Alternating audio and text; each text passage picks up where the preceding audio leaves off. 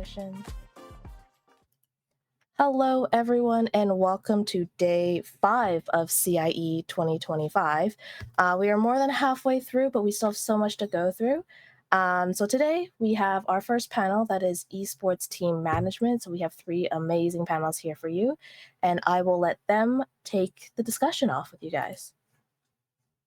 Awesome. So I guess going into some quick introductions, I'm Jonathan. I used to be the general manager for NRG's League of Legends team, CLG's team before that. Been in the scene for about 6 to 7 years at least, and been kind of just trying to stay as active as I can. I also do some work with Esport Canada on the competitive council, and super excited to be here with some awesome people and chat about kind of esports, team management, and all the crazy behind the scenes, behind the curtain stuff that goes on with it. I'll go next. So my name is Danan Flander. My background is kind of similar to John's, maybe just a little bit longer, probably about a decade now. I've worked in esport team operations for groups like Cloud9, the Golden State Warriors with their Golden Guardians project, as well as Complexity, Dignitas, an entire slew. With respect to collegiate esports, I have a lot of friends and colleagues who have made the transition into the space. I have a real love for it, and I'm super happy to be able to hop in and give some guidance, give some advice, and maybe weigh in on some of what's happening in the current esports landscape. Yeah, and my name is Gabriel Zoltan-Johan, also known as Invert. I've been professionally in the esports scene for about 7 years now. 5 of those years were in my capacities at Immortals, FlyQuest, and Dignitas. Before that, my heart was stolen by the collegiate scene through my time at the University of Toronto. And yeah, really excited to be with these lovely gentlemen. So much experience in this panel, so you guys are in for a treat, and just really happy to have the discussion here. So. Awesome.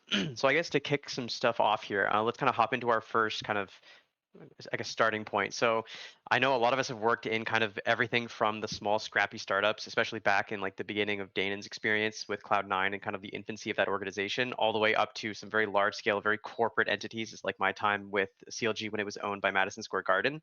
So I guess some of the curtain stuff to peel back is like kind of like the different stuff that goes into the kind of different size and scope. So I know when we worked together at C9, there was a lot of people wearing a lot of hats, a lot of people kind of spread pretty thin across things. But then in our time at like Golden Guardians, we would then have to work through like layers of legal and HR and all the different kind of corporate kind of components. So I guess from your guys' perspective, what has that been like in your careers, and what has actually been like the bigger blocker or the bigger kind of like more friction inducing element between like the big and small company sizes?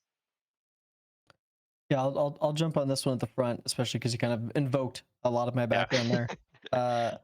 It's interesting. So, as you would expect, there's like pros and cons to both sides. I will say trial by fire through the startup was great for when I was younger, when I had a little bit more energy, when I had a little bit more free time, especially. It's very much a case of because you are smaller, because you're needing to be more agile, you end up wearing a lot of hats. What's cool about that is that you end up picking up a lot of different skills very quickly.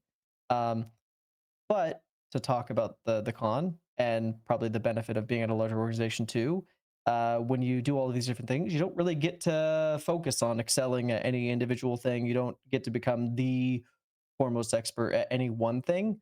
I got really, really lucky. I'm being honest. Kind of being the first to move on a lot of different parts of the industry, and so I did end up becoming an expert in all those different spaces. But a lot of it was not intentional and it was not planned. And it was not really, I would say, enabled specifically by that like startup culture and being agile. Um, and I didn't really even necessarily have an appreciation for what I'd learned until, funny enough, I went to the larger, more enterprise side of the industry, working with like a multi-billion dollar organization, having that really, really rigid support and that backing from like a large, efficient finance, HR, legal team helped me better understand the things that I actually was struggling with or not able to accelerate on when I was at that startup with Cloud9. But again, touching that con side of the corporate side, that did mean bureaucracy. That did mean a lot more time put in with usually less movement made. Now, again, that means you're being more precise and generally a little bit like higher quality and more consistent about it. But it definitely ends up not necessarily matching with what I assume the struggles you guys have been facing in the industry with getting the things done that you need to get done, and what is still, even 15 years in, pretty new. Yeah, just to jump on that too, I think there's a real difference between the two types of entities in terms of accuracy versus precision. You know, to Danan's point about the bureaucracy being there to be as precise as possible with what you're trying to accomplish with specific projects and specific initiatives. But I think the other aspect to that is there's an element of liability and risk that these startups or smaller organizations are willing to take because they don't expect backlash, whereas these larger corporations, you know, in my time working at Dignitas, which is also owned by a sports conglomerate, you know, having issues with where things are placed, or when things can be open or used or not used, or the time available to you for certain departments, things like that. And those are all to cover for like a liability aspect that larger corporations take way more seriously than the smaller entities do. And I think that's a pretty undersold and under evaluated part of the differences in how much leeway you have in a management role. Yeah, and I think a really unique element from at least my perspective is the kind of work that would go in to get the outcomes you wanted was really different. So I think like in like the more scrappy startup, it's as simple as like you make sure that you are able to do something, like you check with the higher up, you get the green light, and you just go. Like you don't, there's not a lot of like measure twice, cut once. Like you just start going through the process to get the ball rolling as quick as you can. But what I found is even talking to kind of other colleagues in the space that worked, you know, at maybe a smaller organization that just got acquired, or one where the capitalization went up, so like the scrutiny, the liability, kind of risk aversion stuff went up. They realized like their process for getting stuff done no longer worked, and they didn't necessarily have someone training them on how to do it. So when I joined CLG, for example, I heard a lot of people saying like the things we could and couldn't do. And it wasn't a matter of could or couldn't do, it's that the people that had been there prior had tried kind of one avenue, but hadn't necessarily tried, you know, avenues 2, 3, and 4 that might have meshed better with a more corporate kind of structure.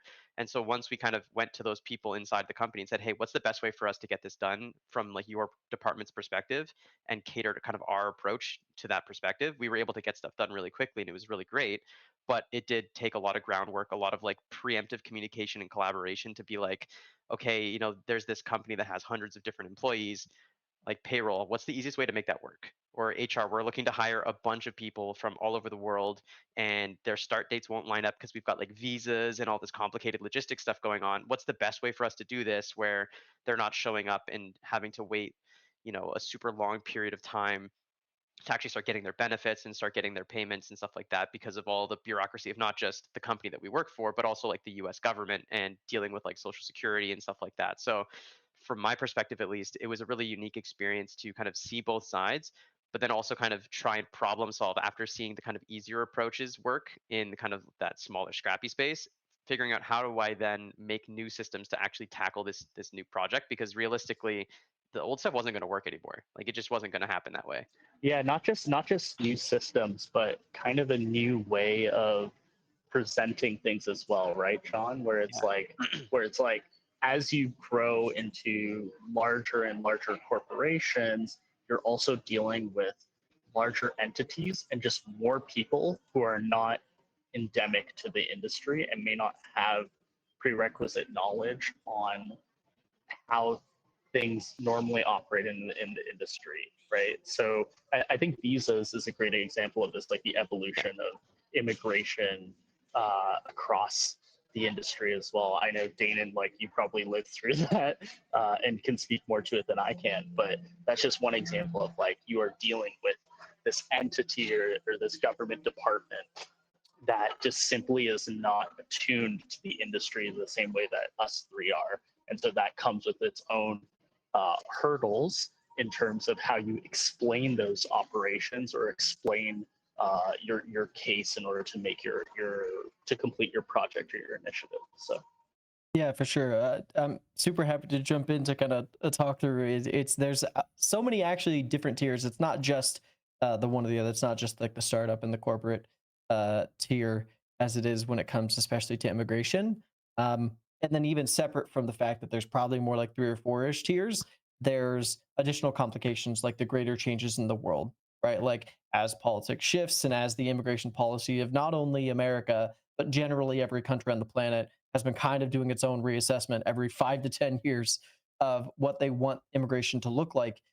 It's also added complexity to an already overly complicated system that is a really big challenge, specifically for esports, especially as it is in North America, where North America really loves to do what it can to stay competitive internationally. And the best way to do that is to make sure you have access to every top player on the planet. But a lot of top players also are not here. Like that's just going to be the nature of the game when population bases are where they are. And because of that, we've seen such an interesting breakdown of like what that process and procedure looks like for when and how organizations and even schools start tapping into international talent. We're kind of seeing that great transition take place in collegiate now that took place in the pro scene over the last decade. But what's funny is as the collegiate space is starting to pick up importing players and facing those challenges, the pro scene is running through an entirely new paradigm of how this works, which is so fascinating. I'll outline it basically this way in that there are small, not even like tier one startup organizations who aren't even necessarily equipped to look at immigrating. So they have players playing remotely from across an ocean, trying to see and ascertain where and if there's going to be value. An example I can give right now is my pet project with Shroud and his Shroud X Esports team. Like there's been conversations, even though we've only been around for about 2.5 months, around what does it look like if Europe comes in and has really really solid talent in space? What does Korea look like if they come in? We just saw Gen G launch 2 teams this week. That's not even like a real conversation for us. That's like us understanding and preparing, but we're not equipped. We're not going to be running petitions up against the government and trying to pull players in that quickly. Whereas there are most top pro esport orgs are doing this front to back. Like this is an entire bulk of their effort. We're seeing this across the entire Counter-Strike scene right now, where half the teams are concerned that because the major is in North America upcoming, they're not necessarily going to get their visas in time. And then finally, there's like that final layer of these like larger corporate entities who have an entirely different perspective on this. They have all the resources and all the time in the world. I remember this at the Warriors, where it was not, burn it down, the world's going to end when, you got like a delay on your immigration process. There was obviously financial consequences to having to like take more time and do it, but there was like a kind of a guarantee, like a commitment, like we're going to be able to see through this, and we have the resources, we have access to the council that's going to be able to get us there. But that's not necessarily, again, across the entire spread of esports right now. And so we're seeing all these different attacks and approaches to how this is playing out. It's super interesting when you dive deep into it. Yeah, exactly. And I think there's like a second layer to it too nowadays where most folks are a lot more kind of cognizant of those costs. So they're less likely to take on a case that might get to that kind of like request for evidence step where for the folks who have not done this process before, especially in the US, usually you kind of submit all your paperwork and you can either kind of pay to make it go faster or you can just let it take as long as it takes. But if the government looks for Most your people petition, most people pay to make it go Yeah, faster. most people pay to make it overwhelmingly, Yeah, 95% you don't want to do it absolutely have slow. to do you pay that. the Yeah. acceleration fee because the Yeah. slow process It takes is like 6 months. It's terrible. it's behind the industry. It's behind anything your company would ever be able to operate Yeah. on. And so most people do pay that extra fee. So you're paying your legal fees, you're paying the filing fees, and then you're paying the expedition fee to make it go faster. Uh, so if you end up in that world where you've paid all these upfront fees, all this upfront labor, all this effort, and you submit it, there's a thing called a request for evidence where they can basically say, hey, we don't think you met the standards. Here's the things we need from you. And then that's going to cost extra legal time. Your counsel is going to charge you extra because it's more work. And you're going to have to continue to kind of hope that it works out. And if that somehow fails, you're back to square one. You have to do it again. So a lot of this gets really complicated really quickly. If you have a player who's like 18, has played like one tournament ever, they don't have a lot of history, they've maybe played like collegiate here or there, but like not a lot. It gets really complicated to be like, okay, how likely are we to make this actually feasible in terms of like an approved legal visa petition to get this player in the country, and that then has to factor in. So I've had a lot of experiences with coaches where they're really excited about a talent prospect who has very little competitive experience but has maybe done some like online tournaments where they look really good, or are in a foreign country that is like more difficult to get visas for, and all of a sudden they're like, yeah, we feel really great about this, like let's bring them in. And it's like, okay, well hang on, we have to do a little bit of extra calculus here of like, if we hire this player at X dollars per year, we then have to staple on, you know, the 5 to 10,000 plus dollars that's going to cost to get their visa. And then we have to add in, like, if that doesn't work, you kind of double it and add it again. So now you've got this huge immigration fee added on to their contract. They're not necessarily as cheap anymore. They're going to be much more expensive than even potentially a more stable pickup would have been, and that kind of needs to get factored in. And so that's like another layer of layers on top of all the kind of behind the curtains kind of calculus that goes into what players you can get. And nowadays, I'm sure a lot of orgs are looking at that and just saying, like, we don't want to ever live in a world where we're paying double legal fees to try and get a player when we could just go and get a player that we think is good enough that has either already had a visa approved before, so we know it's like a surefire thing, or someone who's domestic within the US who's not going to necessarily need that extra cost. And it's very interesting to see how the kind of industry as a whole has been kind of grappling with that reality. Yes. Also because it's a, we haven't talked about this at all too. It's normally like not just a normal work visa. It's a specialized one, which in and of itself incurs very specific requirements and very specific needs that is different from, let's say, like the H-1B, right? I'd say we're talking about the P1 here, which is the classic one. It's more akin to what you would have to do for an O1, where there's a lot of reference material that has to be provided as well. If you do all that work and then there's a request for evidence or God forbid, a rejection, then you basically have to not just start from square one, but provide new versions of that evidence or completely new evidence in order to actually make the case go through. And it's actively harder too, because if you have that declined like previous visa, that you have to include, hey, I've been rejected before, and that just makes the bar even harder for you to clear, because now you have to explain why you believe not only were they wrong to deny you, but here's new evidence that we've churned up to make it now a strong enough case to kind of clear that new bar. Well, and this is, I'm kind of glad you talked about obviously the request for evidence. You're talking about the documentation and what it takes to actually make this process happen. It's funny, this is like another evolution that has taken place over, at this point, the last 15 years of immigration as it pertains to esports, in that part of that process, for almost all the visas you were referencing, even basic like tourist business visas like B1s, usually have some burden of documentation that you need to fulfill. And depending on the game you're in and depending on the company you work for, those documents, the expectations change dramatically. 100%. Especially for obviously big tier 1 games, when it's like a Riot game and you're talking a Valorant player or League of Legends player, it's actually a lot easier to cross that threshold, because you have the support of a large multinational corporation where you can go get documentation direct. You can get letters from the commissioner of the league who's in support of your petition with the government. And as such, it is less likely that you're going to get an RFE. Or in the world where you do get an RFE, it's going to be a lot easier to answer whatever scope of questions they throw at you, because you can have a legal recognized public official answer a lot of those questions, instead of you as a team operations manager, you as a general manager, or even you as an owner of an esports team aren't necessarily a like professional sports expert in the eyes of the government, whereas these commissioners and the legal teams at these large developers are. Now, what's funny is it really just depends on how involved the developer ends up being, right? You would imagine that I'm saying, tier 1 esports, you have Riot Games, it's really easy to fulfill the burden required. But then when we look on the flip side of another equally successful esport like Counter-Strike, but the developer is more aloof, the developer is further away from the game, you're not necessarily able to claw letters and answers of support for your athlete from Valve, the company that actually operates the game itself.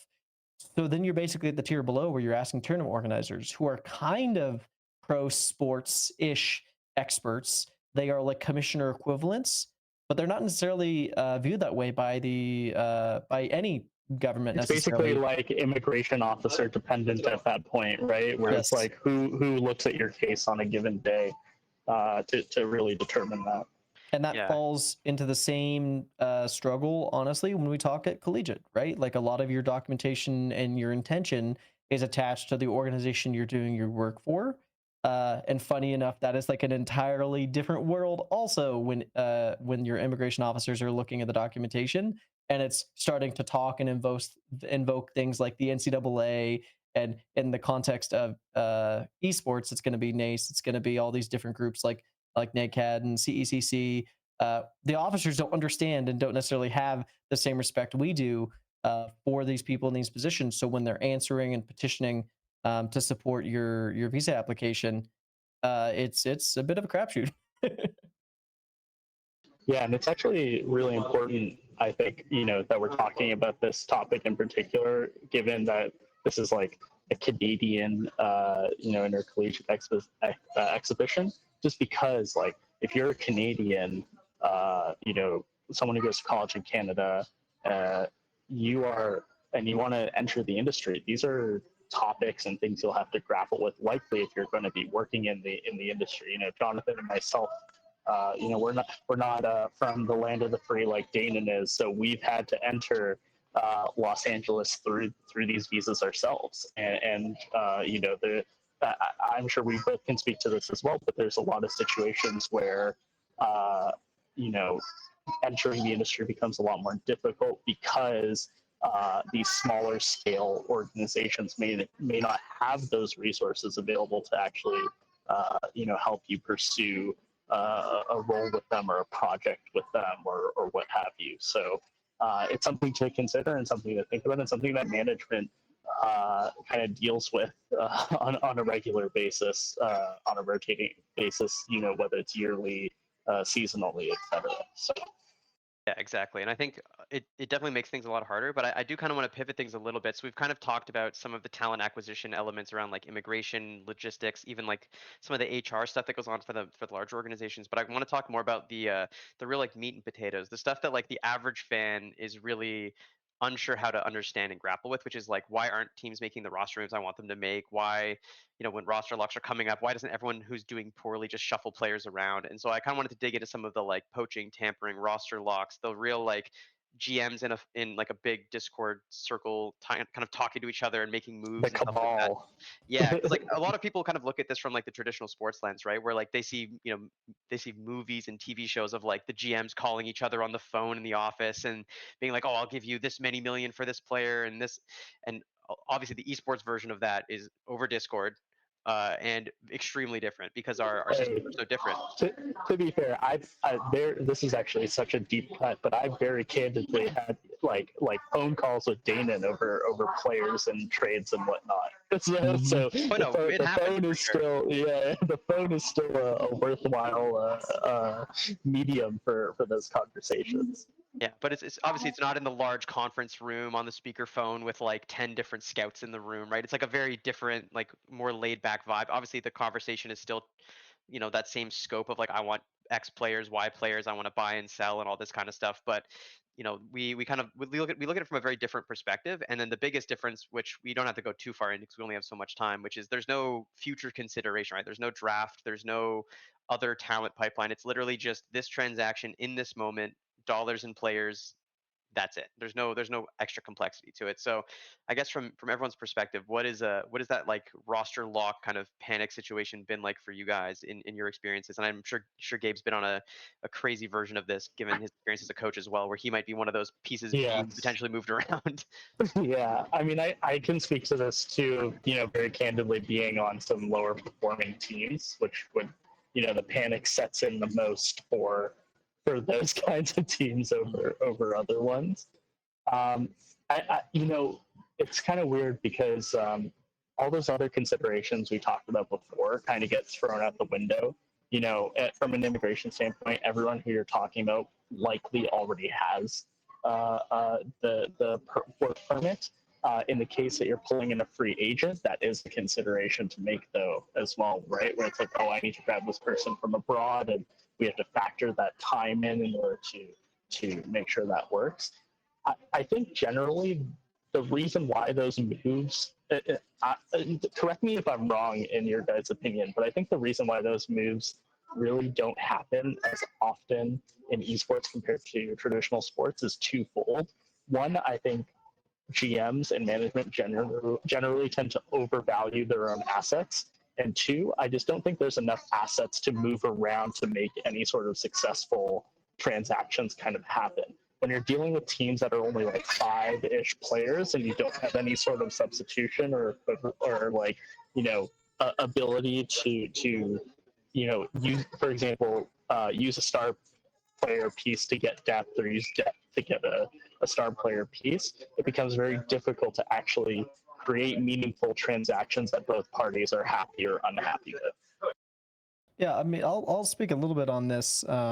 I think you kind of nailed it on the head. That was exactly my thought as well. There's just not nearly as many levers to pull in esports as there are in traditional sports. Again, we generally have an awareness. Our jobs, we would like to think, are some amount of parallel to the general managers you've seen in baseball. Obviously, everyone understands the Moneyball reference typically of trying to be able to push and pull a whole bunch of different parts of the system to enact anything that would resemble like a traditional sports trade. With esports not necessarily being unionized or not necessarily having collective bargaining agreements like a lot of traditional sports, and not having larger, more robust, and more collaborative governing bodies like we see in soccer, um, we're in a bit of a weird circumstance where it's and I've been on both sides of this, it's a bit of a winner take all space. That's a lot of why I think you probably have seen these top esports teams start hot and stay pretty consistently hot over time, in that they got good assets and they could continue. If that's the only asset is how much money you have and what players you have, and those players are also just worth money, all that really happens is basically a cycle that feeds itself generally, and that as long as you do well, you can generally flip those players for either more capital to seek more and better players. And then additionally, because there aren't things like draft, there's nothing insulating the bottom teams, and there's nothing really to offer them a life vest or a life rope, something to pull them back up. You end up in the circumstance where you just kind of see the best players go to the best teams. And when a top player falls off of being a top player, they're still valued. And those bottom teams have no other alternatives. They don't have a good process. You don't have deep enough rosters across the industry in all these different games to be able to make these flips easily and quickly and generate more assets. So you just see these bottom teams end up taking players who are not necessarily their peak anymore, and being stuck having to overvalue them because it's basically the only option they have to stay relevant and stay involved. And then the cycle kind of continues, and you'll see that pretty broadly across the sport industry across the board. And again, without collective bargaining agreements and without there being better governing bodies, you end up not necessarily being able to like properly enforce or even structure out what anti-poaching would look like, what anti-tampering would even look like, and how you would be able to balance the scales to create and stabilize parity across all these different industries. Yeah, and I think there's also. Oh, sorry, go ahead. Go ahead. So I was gonna just to jump on the poaching and tampering point. One of the difficulties as well is the assumption is that a lot of poaching and tampering happens on the management side. In my opinion, I believe like the incentive structures and the way that these esports are set up is often tampering doesn't occur on the management side, and it occurs like player to player for quite a few reasons. Namely, that these players play and practice against each other all the time, and therefore talk to each other all the time, to the point where those discussions inevitably come up, versus a management to player interaction. So like oftentimes that's really what motivates and influences players on the poaching and tampering side of things, from my experience at least. But when I've caught tampering or poaching, it's often been due to like player conversations rather than anything management has done. Yeah, I can hop into that too, because I think I was going to add on that I think a lot of the interesting elements around player movement is that to Danan's point, there's no collective bargaining agreement. We don't have like a league contract that we can kind of just move from entity to entity. These are like individual employee relationships with different teams.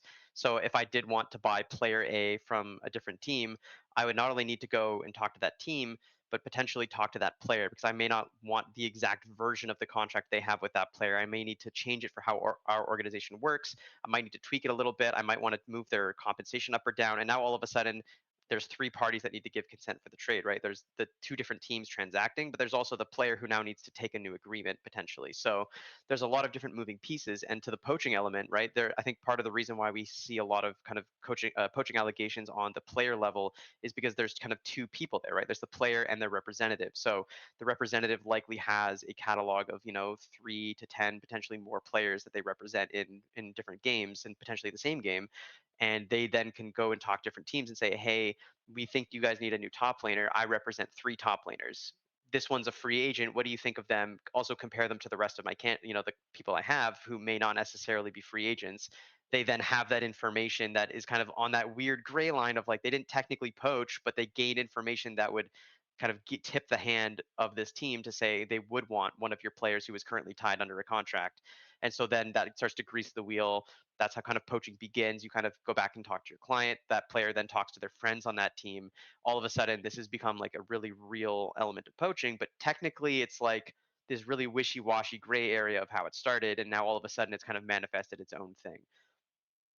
Yeah, you're dealing with a lot of people who have pretty perverse incentives and very like selfish motivations in a management role when you're dealing with all these parties with very specific needs and wants, especially on the agent side. Not that anything they're doing things in service of their client, and there's nothing wrong with that. But of course, it can be a very perverse incentive in comparison to how above board you are trying to be, for the sake of, we circling back to the conversation about liability and risk taking. That your organization may back out of a transaction because of how it's being conducted by the parties around you, nothing to do with yourself and how you're operating. Yeah, and I'll actually even go a little bit further on this and say that players in esports generally have more stake in the game when it comes to discussions around roster decision making and planning and intent of an organization. In traditional sports, because there are these large overarching governing bodies, they have all of these plans and processes by which they operate. And then additionally, there are things like player unions, there are CBAs, there are deals and relationships set to understand and outline really, really strict, rigid structures for communication. Because of that, generally the power and the decision making around what's going to happen with an organization and its roster is almost entirely in the hands of the owner of that organization, and by proxy, the operation stack, generally historically like ourselves in this call, to make those decisions unilaterally, and having the power and authority to do that regardless of circumstance and context. Esports does not operate like that because there are not as many assets. There are not as many levers to pull. The esports operations staff that are making decisions generally are doing it more collaboratively, more in line with what players are thinking or intending. One, because the pool of talent is dramatically smaller, the access and scouting is a lot more challenging, and so it's good and usually a good process to empower working with your players to do that. But second, because there aren't all these guardrails and all these systems in place, I don't want to call it the Wild West, but I do want to just say that there's a lot more incentive for the players to want to be involved and excited and energized to try to like tweak and adjust and work things out to win, because the stakes are so much higher. There are way less franchise leagues. There's way less guarantee. There's way less insurance across the industry that you will get to keep and retain your position as an esport athlete. And as such, every decision that is made, not including you, feels multiplicatively worse than it would in traditional sports, where you'll see large flagship superstar players get traded to another team. And even if that team is the worst in the league, that player is going to be fine. That player is going to be safe and stable. They're going to be paid. Their life is not going to be upended. Esports is not the case. if a team were to like unilaterally make decisions that were against your specific interest, you have like 100 different people that you want to lean on and touch on, like working with to figure out how to avoid that happening. And that's why everything is so much more player centric, player focused, and decisions are driven by and through typically the players in esports compared to traditional sports because of that. Yeah, I would Shout say. out Luka Doncic. Yeah, exactly. Yeah, it's actually a very interesting comparison because I know in my time on CLG, when I first joined the team, obviously there was a lot of like assessment, and it was kind of on me to kind of pick and choose the direction to a certain extent. So once we had kind of made the initial decisions to kind of move on from a lot of the pre-existing staff and players, it was okay. I need to bring in some people of my own, and we're going to do something collaborative where it's me and the coaches building out a roster that we're happy with. But once we kind of had that initial build out, every future season would not just be, the three of us going into a room with whatever staff we wanted to invite in and making a decision amongst ourselves. It was very much like, hey, we're going to do end of season interviews with all of our players. We're going to ask them like, how did you feel like the season went? Which players and teammates did you feel like you worked together with, and the best and the worst? Is there any changes that you actively want? Kind of just like opening that door to see what kind of options they wanted, not because we were going to just do whatever they wanted, but because we wanted to know, because obviously we're not running a 10 to 20 person roster where if only 5 people are going in at a time. We're running 5 players with minimal backups, if any. So all 5 of those players need to be on the same page. They need to enjoy playing with each other to a certain extent. They need to be able to work together in a way that's actually pretty compatible. So if there's any of those big red flags, you really do need to hear it from the players that they actively want to continue playing together.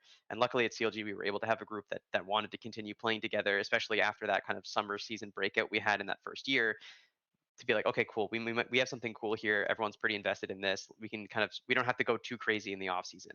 But most teams are not in that position, especially to Gabe's point, right? When you're on a team that's not performing well and there's pressure to do better, there's going to be that pressure either internally from above or even amongst the players to blow stuff up and make changes, because either there's internal player frustrations, there is kind of management expectations above you. You're trying to secure your own job as a manager or a coach to try and like have that positive impact to change the direction of the team. And sometimes it's not fair. I've seen references to traditional sports where GMs leave right before they've kind of set their team up for success by having poor years where they built good contracts, only for the new guy to come in and just coast to a championship or a much better performance. So I think from my perspective on esports, at the very least, I think having that be collaborative is important, which then leads to that very much like the players know a lot more about the inner machinations of every single organization in offseason than they would in any other sport, which then means they can very much kind of position themselves however they want to be very active in that process.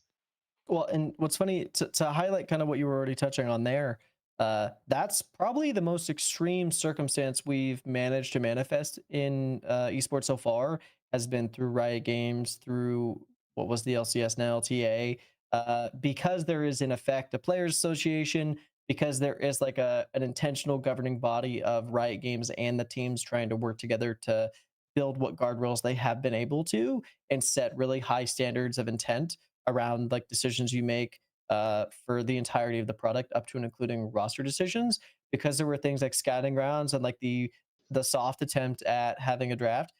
Every single lever that could be pulled to try to emulate and mirror traditional sports, to add that stability and to add that guarantee, the optimism of what the product could be, was pulled. Like every single one of them was invoked and pushed as far as they probably could be in esports. And even then, through all of your example with like a large enterprise group, Madison Square Garden, it's like an NBA, NHL organization, with young players who are coming in through this like scouting and drafting process a lot of times. Even then, there's still a ton of incentive to be collaborative and work with your players, because there's just not nearly as many active, consistent levers to pull on. And again, because of all of that, we route back to the struggles, the trials and tribulations we suffer to deal with like the poaching and tampering and the complication that is making roster changes that is so different from traditional sports. Yeah, and I think there's a job security element to it as well, right? People can't buy into long-term visions when the lifespan of a career or a project can be so short in comparison to what people are willing to buy into in a traditional sports aspect. I think it's almost impossible to sell like even a 3-year plan to players, ownership, management, whatever stakeholder, you think of in an esports capacity, quite honestly. But those are very, very normal timelines in traditional sports. You know, famously, you think about the 76ers with the process and things like that. You know, hometown for me, Maple Leafs, and those kinds of projects. Like it's really easy to buy into a multi-year plan in a traditional sports world. You cannot do that in esports, or at least I would love for us to be able to do that in esports, and it's something that I really wish could happen more often. But it's not the reality, and it makes management in the industry such a much harder job overall by virtue of that. Not just the levers, but also that. I'll speak through experience exactly to your point. Yeah, traditional sports operates like that, and it makes sense. And funny enough, that's a big part of why I was interested. I made a move from Cloud9 to work for an NBA team, the Golden State Warriors. And funny enough, instead of the usual, like 6, 12, 18-month plan that we were constantly having to upend at Cloud9, they were wanting to talk at a minimum 3-year plan. And we kind of came to a consensus, had an idea of what a 3-year plan would look like, enacted it in esports. And funny enough, because of the volatility and the chaos, not just because esports, obviously this would have been like world pandemic levels of change, but 2 years into the 3-year plan, 2 years into the 3-year plan, there was a complete reset. Like we literally had to entirely reinvent the 3-year plan again. And so we set, funny enough, another 3-year plan 2 years in. So the 3-year plan became a 5-year plan. And we made it probably about 2 years into the 3-year plan before, as everyone kind of knows now, the Golden State Warriors said, esports isn't similar, it's not mirroring, and we're not able to operate the same way. 2 years into that 3-year plan, Golden State has to make an entire pull out of esports in its content generating part of the business.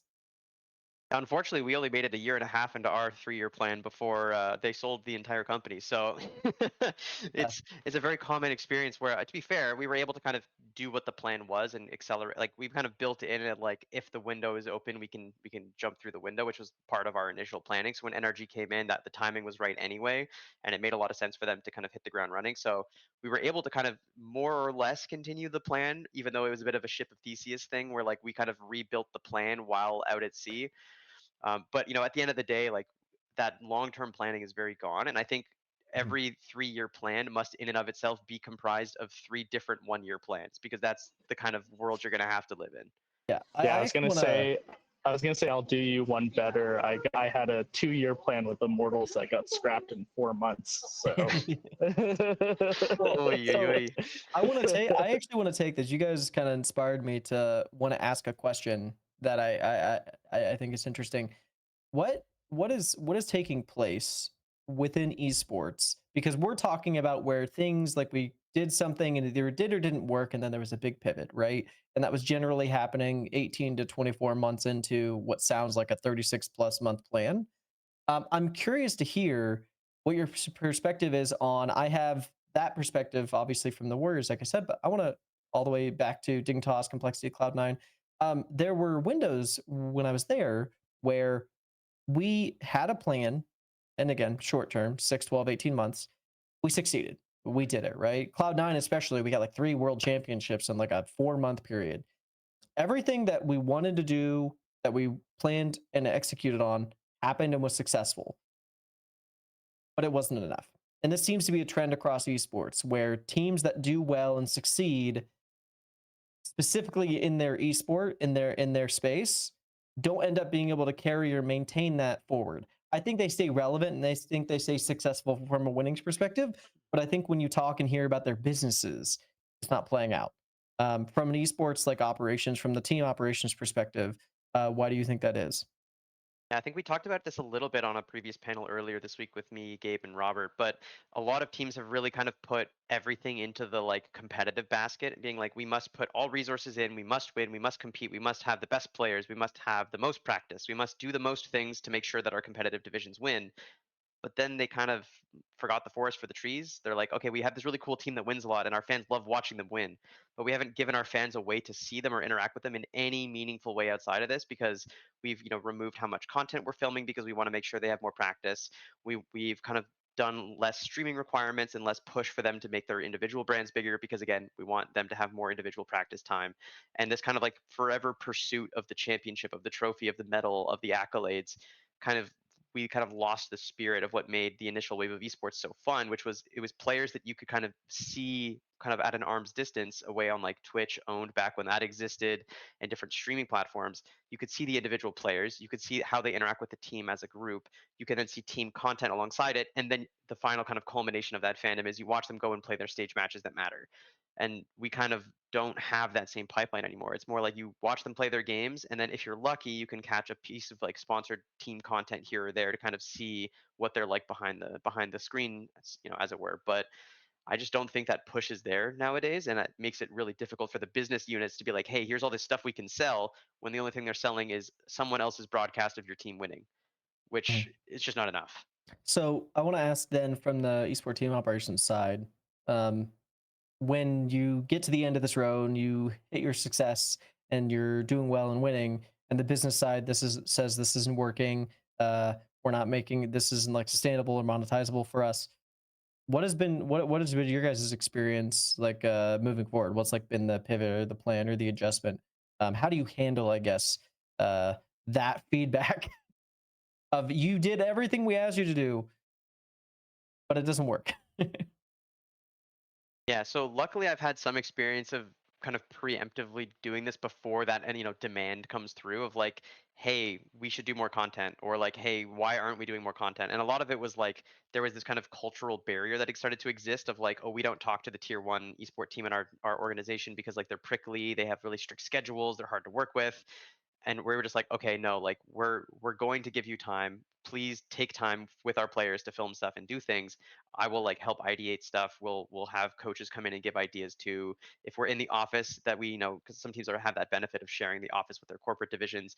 Like if you see a player doing something funny, like take a note of it, ask them questions, like interact with them, get an idea of what could be something compelling, and then we can kind of bring that to fruition with our players. But obviously, like the hardest part is always carving time out of the schedule, because it's like pulling teeth. The coaches don't want to do it, the players don't want to do it, but like I think we're at the point now where there's like a cultural consensus that like it has to be done. Like the players need to be visible, content needs to get made, sponsors need to be happy, bills need to get paid.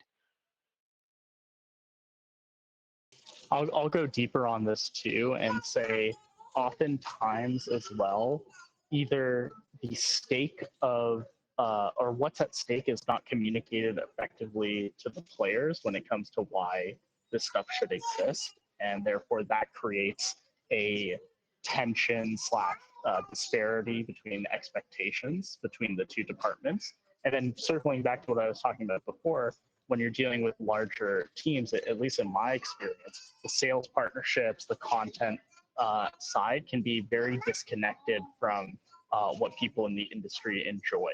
And so therefore that also creates an aspect of like a difficulty in converting your competitive aspirations and goals into these correct into these like business opportunities as well. So I there's always been difficulty there. I'll give you one example from my time on. I won't say the team. I won't say the name of the person, but they were part of the sales and partnerships team on one of the teams I was on, and they would only interact with me as a middleman to access the players, and I would have to kind of broken telephone the ideas over to the content team and the players.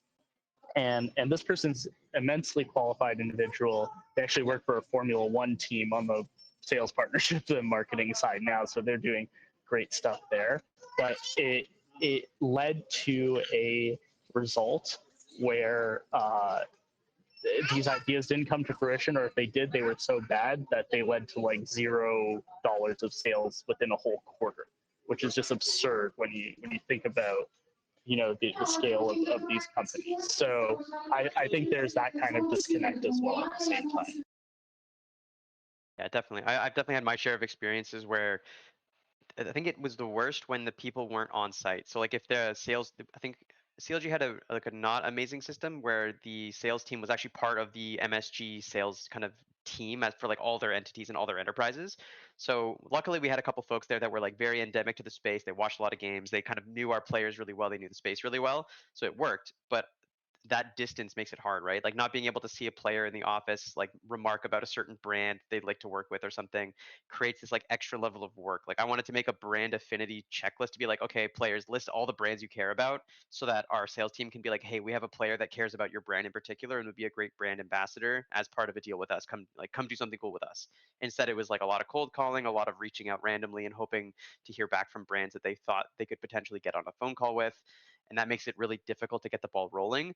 But then anytime you have social media and content people who are in like a different office site from the players or who aren't like getting that kind of like peek behind the curtain of how the team culture is, who's good with who on camera and stuff like that, really starts to make it difficult. Because I know for a fact, like our players, if you paired them up properly, would be super funny on CLG. But if you mismatch them, it would be like two kind of like sponges just sitting there doing nothing. So it was like you really needed to be really intentional, like find the right players, get them mixed in with the right different people to bounce off of, bring in coaches that were also really good at kind of bringing energy to the conversation because they were more extroverted, and then you could really get something cool. But you needed someone to be the like guide for all the business people to be like, content people, here's the players that you need to work with, partnerships people, here's the brands they care about, and like really kind of assemble that whole thing together, which I've always seen as kind of part of the job as general manager. But not every general manager kind of sees that as their mandate or sees that as like a skill set worth kind of building, depending on the organization and how it's structured.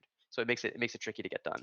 Yeah, you're like a party host almost in Yeah, that kind exactly. of environment where you're like, hey, like you should come meet this guy. Like he really loves talking about this stuff too, and then try and merge those groups together. Well, and I wanna kind of pull this a different direction in the vein of what we're talking about, but talk about it from the player side, the challenge they face. Different games obviously have different schedules. That's understood, but some games, especially tier one, um, at different periods in their lifespan, have kind of like almost bloated in that there was like so much optimism, so much excitement, especially so much investment in the space that we ended up seeing. Really big challenge happened. You kind of touched on it already once or twice. We talked about partnerships, people at different organizations feeling like talking to their best players at the organization, that they're prickly, that they're hard to approach, that they're not super accessible. And what's funny is that's not necessarily like a personality issue we suffer in esports just because they're playing video games and not playing a traditional sport, because they didn't play in like a team environment growing up. As much as it is, there are pretty significant swaths of the year that are just really grueling. There's just Yeah. struggles that you face, especially we can all probably Yep. understand being in the circumstance where you're at the hardest part of the year. You know, you're hitting playoffs, you're hitting worlds qualification, or you're straight up at worlds. That's also peak partnerships and sales season. That's where the most valuable parts of your year take place. And that is where the most is asked of your players, not only from the business, but also from the game itself, from the competition, from their peers, from the organizer, from everyone in the space asking them, saying, these are the most important matches. We need you to wake up. We need you to do 7 different things that have nothing to do with competition. And then we also need you to stay as a top competitor and be competitive. And I will definitely say that was probably one of the biggest struggles I faced when it was transitioning from game to game, because I did a lot of different games, was that this was a constant challenge no matter what. There was no individual game or industry in esports where this specifically was solved, because it's kind of a natural consequence of not having these other avenues or having other business options available to us. And that's like a lot of the bulk of what we specifically do is balance and spin those plates to make it work so we stay competitive while trying to check those boxes, to keep the company in a position to keep giving us resources so we can keep trying to win. Yeah, I feel like there's definitely like no good time to do content and other stuff. It's just you have to find a time to do it and accept whatever consequences are going to come with it because that's just kind of the nature of the game. Yeah, 100%. Cool. Cool. So I guess we do have some time for some Q&A, and I think we've had our producer here pull a pretty good question that's a little fun and exciting. So the question is, what is the most expensive player contract or total cost you've ever acquired? Obviously, we're gonna have to obscure some of the numbers here, but what is like the general ballpark of numbers that we deal with here? So I can give some perspective from at least my side of things. So as part of the CLG rebuild, it was a very like we're getting new players who are coming up from tier 2, so the numbers weren't particularly crazy, but at the time the average League of Legends player, I think the average published like public information was like in the $300,000 to $400,000 annual per individual year of the contract. So that was like a normal thing, and a lot of my players were in that range or lower. But I'm sure Danan, in his experience in games like Counter-Strike, where the numbers can get real crazy, has seen some absolutely astonishing numbers. I mean, for me, it's like 800K to $1 million was with a couple players I worked with. Uh, very candidly, I'm sure like he's never going to listen to this. Like FlyQuest Flame was one example of that, where that was he was coming from a pretty lucrative contract in China and came over here to be within that range. In that range, I believe he was a little lower, but there were other players as well that I've seen have bigger contracts. And I know all three of us are aware of some of the monster contracts that have been given out outside of the organizations we've worked with too. But I think that's the realm of what I've seen personally. I'll answer this in 3 parts, really, and I think it'll be fun because the third part's a bonus. Part 1 is answering the question directly. I think the largest was like probably 1.4 million in buyout, but that's just buyout. The actual player themselves was probably paid somewhere between 600 to 800,000 a year after the fact, and I think it was like a 2 or 3 year contract. So like the actual total cost of that deal was probably somewhere north of $3 to $4 million. The second part of it is going to be that's nothing. Like that's pennies compared to some of the crazy deals we saw with players who were being paid multiple millions per year after a buyout. I think probably the most famous one, I'm not going to quote the exact number, but I would imagine the Perks deal was just obscene, where there was an obscene upfront cost to acquire him. And then also, I think has to be still the highest we saw in the league for League of Legends, specifically in North America. And then part 3 is to help people breathe and understand those numbers can kind of sometimes make sense in context. The biggest sale I ever did was, I'm not going to say the exact number, but it was multiple millions for like a bundle of players as part of a kind of a reset we were seeking as an organization. And so you can kind of imagine, like, if you can turn around a couple million on the back of those deals, you could probably justify later on spending a couple million in pursuit of the success you're looking for, especially if you take in all that money in one day, and then you can spread that money out over the course of the better part of 2 or 3 years of operation. Yeah, Danan, when that deal happened that you're referencing, I just stood up and applauded. Just stopped what I was doing and just did like a nice slow clap. I imagine you were bowing at some point, but not to me. A little bit. There are a few back pats for sure on that one. Definitely. Cool. But yeah, this has been an awesome chat, everyone. I think there's so much more to peer behind the curtain on and all the esports management stuff that gets just lost in the sauce of kind of Reddit and Twitter discourse and stuff like that. So I'm glad we were able to kind of peel it back a little bit for folks today.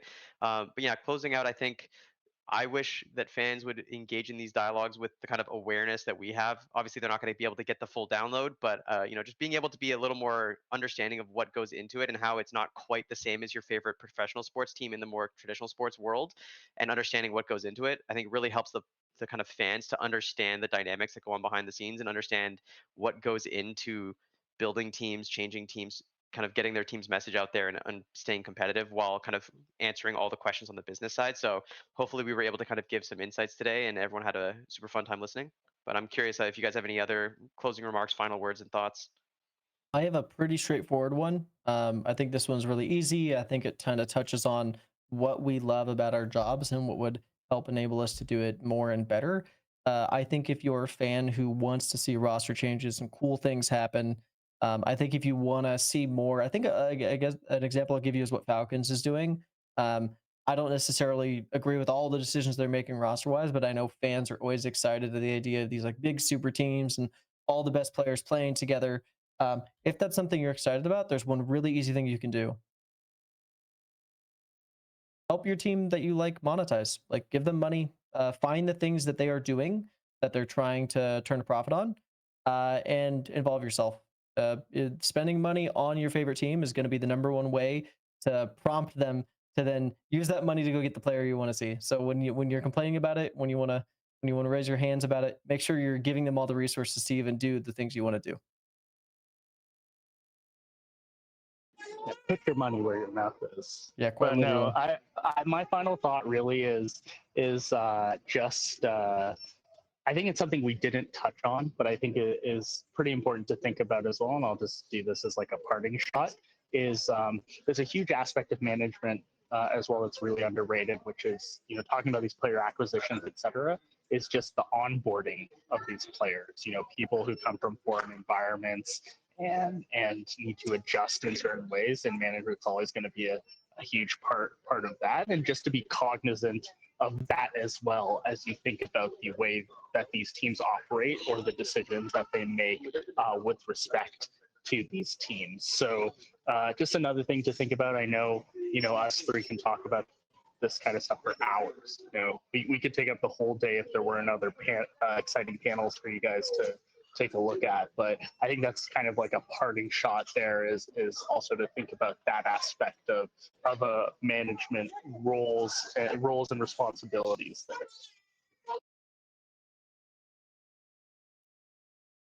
Yeah, definitely. Okay. Thank you all for that chat. That was a while, but it was really good, really informative. We really appreciate all three of you being here today, taking the time to chat with everyone. And I'm sure people will also come back to this and just kind of learn from everything you've really given us over the last hour, because that was a lot. But yeah, so thank you for all of that. And also big thank you to our sponsor for CIE 2025. That is BMO and BMO Next Level. They have some amazing student banking accounts and deals for you guys. So definitely check those out on our Twitter and or I guess X and our Twitch. Actually, BMO and BMO Next Level will be live later today with our second stream for Marvel Rivals, so definitely check them out. But yeah, so that does bring us to the end, and we are going to kind of close out, take a quick break, and then be back in about a half hour with our next panel of the day, which is Esports Analysis 101. Thank you, and we'll see you guys later. Awesome. Thanks. Cheers, everyone. Thanks, everyone.